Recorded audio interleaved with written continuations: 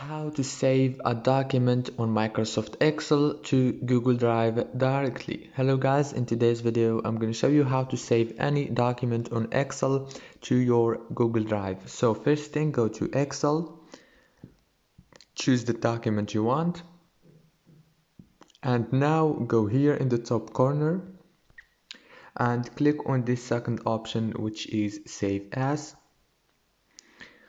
and here choose Browse, and it will directly take you to Google Drive if you already connected from here. If this video was helpful, don't forget to like and subscribe. Thank you so much for watching.